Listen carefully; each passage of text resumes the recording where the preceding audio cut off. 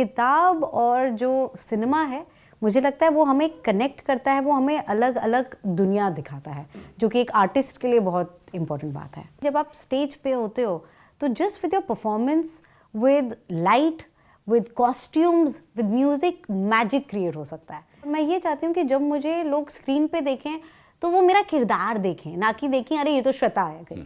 जब लाखों में एक में, मतलब मैं चाहती हूँ कि लोग देखें कि ये एक डॉक्टर है, या फिर अगेन मिर्ज़ापुर में जब देखते हैं कि ये गोलू गुप्ता है, गजगामिनी गुप्ता है, तो कोशिश वही रहती है, आपका किरदार अलग है, आप अलग हो।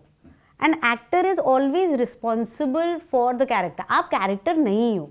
तो वो थिन लाइन एक कई बार हो जाती है, तो वो समझना बहुत ज़रूरी है, क्योंकि आप जो सेट पे करो आप वो घर पे लेकर नहीं आ सकते हो। अगर मैं गोलू गुप्ता बन के घर पे घूमूंगी तो बहुत प्रॉब्लम हो जाएगी। कोई सपना बड़ा या छोटा नहीं होता है।